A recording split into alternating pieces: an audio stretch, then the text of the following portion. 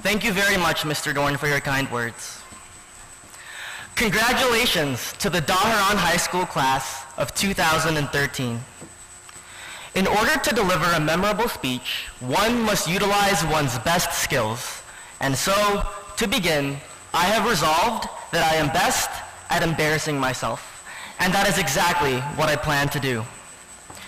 When I was 4 years old, I decided it was clever to get on 2 feet and attempt to surf on my duck-shaped inflatable board in the adult swimming pool. The lifeguard who saved my life seconds later did not think it so clever. When I was 12, a middle schooler at Dems, I concluded that the best way to reheat my leftover Domino's pizza was to shove the entire cardboard box in the oven and set it to the highest temperature.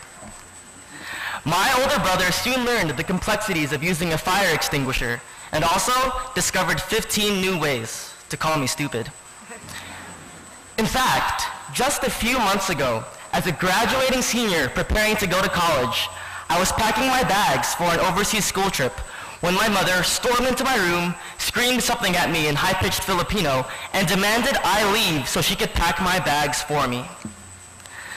The purpose of these anecdotes is not to provide an ample source for comedic Facebook posts. Rather, the purpose is to refute the perception that the honor of valedictorian is bestowed upon the most exemplary student, and to place emphasis on every single year of my life, each leading to my speech today. The speech of a valedictorian is a daunting responsibility, through which it is custom to idealize my classmates, through which I'm supposed to cleverly intertwine the lyrics of Coldplay to produce tears, and through which I'm supposed to allude to Martin Luther King Jr. and Gandhi in order to convince you, the audience, why we, the graduating class, are going to revolutionize society with our unwavering fervor and unparalleled genius. Oh, what a cute sentiment. Rather than pretend we live in a Disney movie or a Dr. Seuss novel, today I opted to not deliver the stereotypical valedictory address. For my loving mom and dad, for every parent, and for the entire graduating class, I just have one story and one lesson. My story begins with a Daharan High School freshman.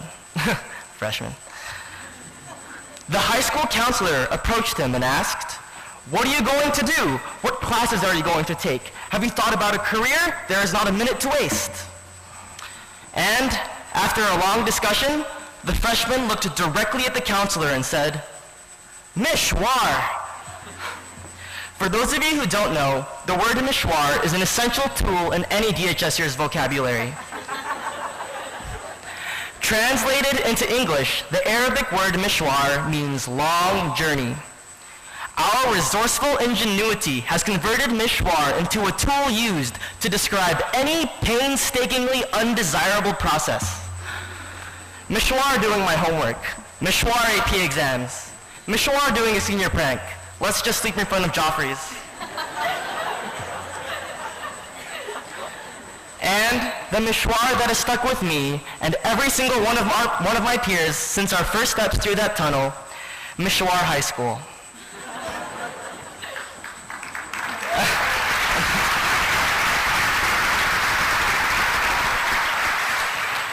That which is mishwar is our common enemy, and our ability to see things as negatively mishwar is our shared flaw, but an invaluable trait.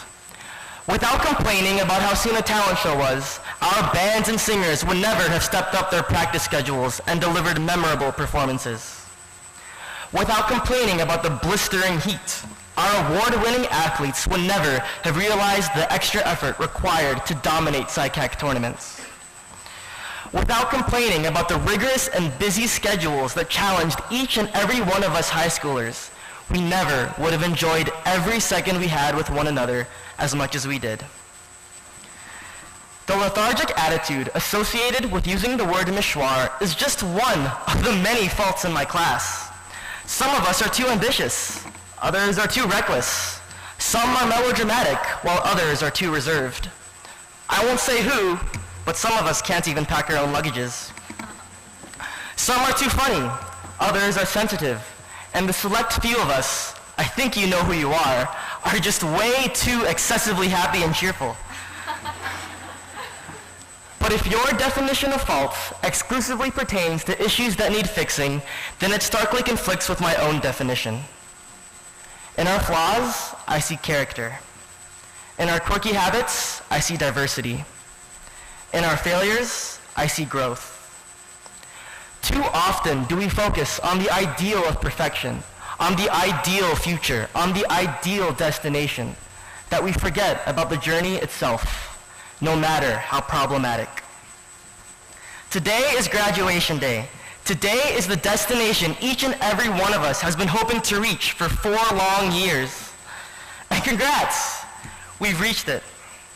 But today is not the only day my peers and I will remember and cherish forever. We will savor every single day of the journey that brought us here.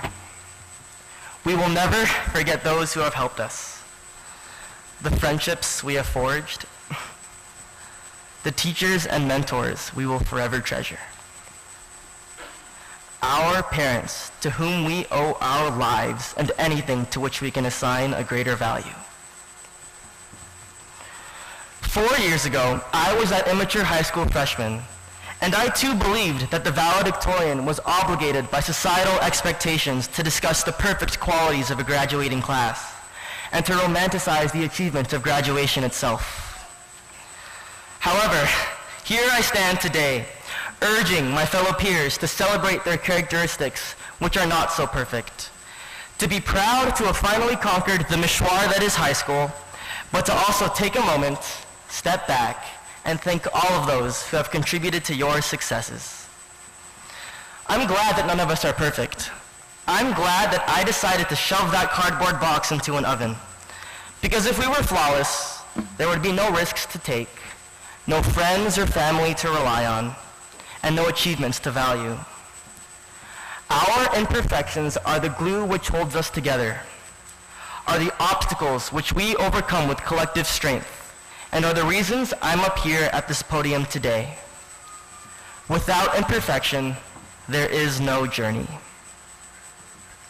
As we leave the DHS campus for the last time, we will exit through the tunnel which declares we are the finest students in the world, and such a sign could never be truer. But we are not the finest because of our positive qualities exemplified through college acceptances or grade point averages. We are the finest because of the growth we have experienced as a result of our unifying flaws. And because we will continue to grow, because we will continue to overcome our imperfections, our mishwar is not over. We will set new goals. We will set new destinations. And we, the Daharan High School graduating class of 2013, will enjoy every step on the way. Thank you very much, and once again, congratulations.